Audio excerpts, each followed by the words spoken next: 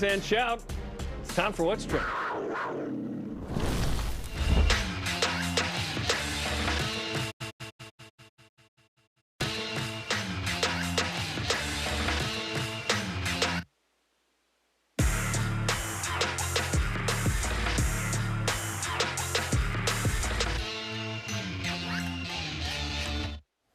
What's Trending is presented by Bodyguards, protection for a life. I was worried that audio was buffering. She had the noise and then nothing. That's starting to be an older phrase, but yes, the buffering. Learn more at bodyguards.com. We're still sitting in the embers of the 2022 football season, reviewing what went well, what didn't, how we feel about it. So today, we're going to hand out some football superlatives. Let's start with the best game of the year. What was it in your opinion? I'm curious where you go with this, because I didn't look at the season and like, okay, now that we know what the season was in its entirety, which one turned out to be the best? I went with, at the time, it was the biggest game. I still think it is. This is the answer for me. It's Baylor. Yes. For me, it's Baylor, not just because you got the win, but there was so much around that. It was, you finally had Baylor at home after going to Waco the year before. Things didn't work out the way that you had wanted. So being able to get them in Provo, get your revenge, was a big deal. But also the fact that you were sort of, this was the last year as an independent. You're getting ready to go into the Big 12. To be able to have that type of performance against Baylor, who obviously was playing much better than they ultimately ended up as the season progressed, to me, it's still the win over Baylor. I agree for the following reasons. First top 10 win at home since Miami in 1990. I assume that's only the second top 10 win total ever in BYU history at home. Revenge for last year in Waco, as you mentioned. Beating a Big 12 team the year before the Big 12. Overcoming field goal misses to win. Jaron Hall embracing Jake Oldroyd. Starting 2-0. The field storm. This was awesome. When the dust settles, obviously Baylor wasn't as good as we thought. Right. But I've made this point for years. Historically, if BYU gets a win like this, typically that team maybe wasn't as good as they were at the time, and that's why you win. You just enjoy it when it happens. You don't look back on Facebook years later and say, was my girlfriend in high school, is she still hot? It was what it was like when you were dating in high school. And when BYU played Baylor, Baylor was number 9. And it was this big deal. And so, yes, it was awesome. What's the runner-up here? Boise State, perhaps? Yeah, probably. Because of how important that game was at the time. You had just lost 4 in a row, and you're thinking, oh, my goodness. 4 in a row, and now we got to go to Boise State in the last game of that series, and then for them to come out the way they did. I have a feeling. More of that coming up. I have a feeling there'll be more references to this, but yes, probably Boise State. Yeah, I think so. Notre Dame would have been the best win of the season had BYU. Well, look, and the other thing in terms of best wins, I think it's also, if there's a win that gets you a lot of national attention, I think that helps with what the best game of the year is. And certainly beating Baylor, that put BYU on the, because everybody knew what Baylor had done the year before. Yes. Utah State, Wyoming. Think about it. Like 2 weeks later, BYU walks into Eugene, Eugene is in that mix, but BYU's ranked as high as 12th because of that win. And certainly BYU was overrated at the time. All right, so but you enjoy it while you have it. Yeah, exactly. You don't sit back and go, we were over it. When BYU was 12th, they were 12th. All right, let's move on. From the best game of the season, how about the worst game of the season? Yeah, I don't say Oregon because walking into Eugene certainly is going to be tough. The way BYU played was bad. I say Liberty because you expected to win that despite losing to Notre Dame and Arkansas the 2 weeks before. Liberty at the time, I believe, was 6-1. BYU's up in this game 14-3, gives up 38 unanswered. That was the end where it was like, oh, gosh. We've hit a new low here. Liberty has a nice season where they beat Arkansas, and they're on the cusp of getting into the ranking. I think he maybe even got into the AP. They fell off the map. Once Hugh Freeze starts talking with Auburn, they just go downhill. They lose to New Mexico State late in the season. This was a massive bummer because when you go on the road against a team like Liberty, and that week I was very confident that BYU would go in and win. I had my 5 reasons. I didn't have 5 reasons BYU was going to give up 38 unanswered. That was very disappointing and still is. I came very close to going with Arkansas because really, if you think about it, that game was sort of the demise of the defensive side of the football where everything just sort of started to trail downward. Giving up 52 at home. Yes. So I came very, very close, but ultimately I landed where you did with Liberty. Yeah. And I think it was because of the way the game played out. I was with you. I thought BYU was going to go in and, I don't know if roll, but certainly win the game comfortably, because they should have. And in the way they start the game at 14-3, as you mentioned, you're thinking, okay, well, fine. This is exactly how we thought this game was going to play out. But then the way that the game played out, getting blown out, and in the manner that you did with the unanswered points, it has to be the worst loss. It'll never be acceptable to go play that game and lose in that way.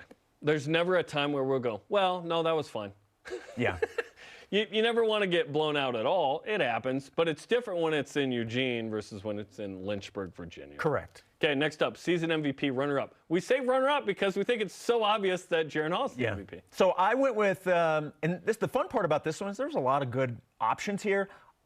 Maybe I took the safe route, but I also think it's the right route. And I went with BYU. And I went with Puka. So with what he did, and for him during his career to be as prolific as he has been, to deal with the injuries that he's also had to deal with, for him to be able to put up the numbers and be the go-to guy that he was for the offensive side of the football, to me, he's the guy that's right below Jaron Hall in terms of MVP. He was never really 100%, even when he played. Yeah. He played in 9 games. He had 10 total touchdowns. That's more than anybody not named Jaron Hall.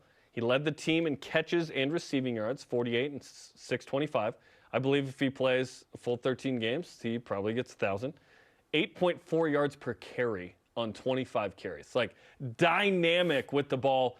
And, of course, this play, which more on this coming up against Boise State, is a sort of season saver, because in 8-5 is very different than 7-6.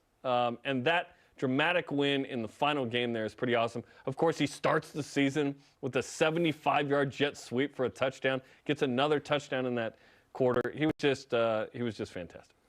All right, moving on to the next one. This one's interesting. Most outstanding single game performance. We go back to Puka against Boise State. 14 catches for 157 and 2 touchdowns. Those 14 catches tied for third most in a game in BYU history. 157, always awesome no matter who you're playing. The 2 touchdowns, amazing. Both were toe-tapping, incredible. The second, of course, is the play of the year, probably for BYU football. And it beats Boise State. It's on the blue. It's the last game of that series. Always good to send the Broncos home with the loss. That was amazing. Yes, it is. That was amazing. And it just epitomizes how athletic he is and what kinds of plays he can get. There have not been many, if any, receivers like Puka Nacua. I still think Austin Colley's the greatest receiver in BYU history because of the volume and quality. But if Puka had had a healthy 3 years at BYU like Austin had, I think I'd be saying Puka's the best receiver in BYU history. I can't add or edit anything you said in terms of the rationale. The answer is Puka. You sound like Omni. Well, look, why would I? You said it perfectly. The answer is Puka for the reasons that you just mentioned. It was that performance. Amen and amen. Yes. Next, okay. Best newcomer. Now, newcomer can mean what you want it to mean. Yes. Okay, and so obviously, first-year player or somebody that maybe is getting their first opportunity, that's kind of where I went with my answer, and I went with Cody Epps. Cody Epps. So did I. Okay, here's the other part. We did not talk about this, so this is not like we're on the same page. Okay, come on in. Sometimes we'll fake it, like, oh, yeah, we don't know. No, we really didn't. We purposely made sure that we sent our answers in to our producer, Ben Bagley, separately. We did not want to know. Yeah. So, look, Cody Epps only played in 8 games. But what he did, he was second on the team in touchdowns with 6. 39 catches for 459 yards and an average of 12. He was dominant in his time on the field. To be able to see what that could have been had he been able to play more games, I am so excited about what this upcoming season could be with a quarterback like Keaton Slovis. Oh my gosh, what he did in limited time should make BYU fans salivate for the opportunity for him next year. I'm just praying he's still on the team, because if I'm a Pac-12 team, a Big 12 team, an SEC team, I want a Cody Epps. BYU needs to keep him here. They need to make sure NIL is good enough for him, and so on and so forth. He had 5 catches in 2020, didn't play in 2021. This is why he's newcomer-ish, right? And what he did was incredible. Highlighted by the Notre Dame game. 4 catches for 100 yards, 2 touchdowns. He stuck out. He made some of those 4- and 5-star guys look silly because he was a first-team All-American. Like, how does BYU even get Cody Epps at high school? Bryce Young is his quarterback in high school, by the way. The Heisman Trophy winner 2 years ago, Alabama. He's amazing. Modern day in LA. Perhaps the top 5 pick in the NFL draft this year for Bryce Young. All right. Okay, next up. Best moment. Best moment is beating Baylor in overtime. Okay. The fan storm. That moment was the best of the season. That's it? That's it. Okay, all right. I went a little more emotional. Oh, let's hear it. I went with the Old Droid Hall embrace. So obviously same the game. whole droid. Yes, exactly. So same game. Yeah. But I went with that moment. Now, obviously BYU gets the win, so that's everybody's feeling good, and obviously if they lose, that changes everything. So the fact that BYU won the game obviously helps the situation. Sure. But we learned a lot.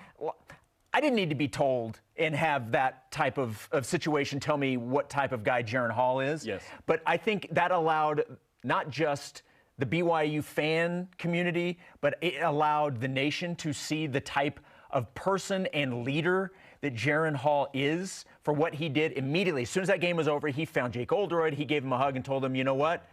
We got you. We got you. And I thought that was an awesome moment. NFL scouts are going to talk to him about that moment. Yes. Undoubtedly. And those happen a lot. We just don't see them. Right. Right? We saw this one, which was cool. Okay, best, we said best moment. What's the worst moment of the year? I went with the ECU loss. And the reason that I did, and I referenced this earlier, that was the 4th loss in a row. Yep. And at that point, you see that the next week is Boise State, and you're thinking to yourself, how is this going to get any better? How is this losing streak going to stop? Are we going to make a bowl game? Yes. There was real concern at that point at 4 and 5. Look, and I'm sorry, ECU coming to Provo, you don't lose that game. And so you lose the game on a field goal, you lose by 3, and you've lost 4 in a row. That was kind of it just felt like, when is this ever going to get better? So for me, it was that. Second week in a row with Kalani Sitake calling the defense. They were very improved in that game. Sub 30 offense needs to put up 30+ at home. Did not. That was a hard moment for sure. Okay. Let's see. Best play. I have a feeling. Puka's game winner against Boise State. Yeah. This is the play of the year, the toe touch, the balance, the ability to make sure you secure the ball and get in bounds and scrape some beads and have BYU photo take it. I mean, this was incredible. It's 4th down. It's a fade. Fades in the end zone are not awesome unless you're throwing to Puka Nacua. Yeah, it's that play. It's the toe tap in the end zone, and it's not just the play. It's how big the play was, when it happened, and the degree of difficulty to make the play. All of that was in one play, and it was Puka's catch. I still need to figure out the top 100 plays in BYU history, which we keep a kind of a running tally, where that fits, because it is certainly one of the greatest plays. Yes. I think initially I looked through and couldn't put it in like the top 25 because there were just some amazing ones. We'll have to look. Okay, finally, best under-the-radar player. I went with John Nelson. Good pick. Did you go John Nelson? No, okay, but I love that one. So I went with John Nelson, and Nightmare Nelson. Exactly. Got the nickname out there. He was second on the team defensively in tackles for loss. Yep. You had Ben Bywater with 7, I believe. Or no, excuse me, Tyler Batty was 7. John Nelson had 6. And then John Nelson had the most sacks on the team with 3. No one is answering that trivia question. Yeah. Who led the team in sack? John Nelson. It was John Nelson. It was John Nelson, Yeah. and I don't know if people realize that, to your point. So for me, he was the best under the radar guy. I think that's great. The guy that I picked is kind of on the radar. I think he's definitely going to be on the radar next year, and it's Keanu Hill. I almost went there. Keanu Hill, 37 grabs for 577 and 7 touchdowns. Now, it's not concern. I just want more sort of Keanu spread out over the season, more consistency from him, because 51% of his yards were in 2 games, 5 of his 7 touchdowns were in 2 games. Wyoming and Utah Tech. 160 for 2 against the Cowboys, 137 for 3 touchdowns against the Trailblazers. Keanu Hill is going to be a factor. Also, Keanu Hill is sort of one of the Big 12 location gems of BYU's current recruiting. Yeah. A guy from Texas. Dad played high-level Texas football, of course, and at Texas Tech. Uncle was an All-American at Texas.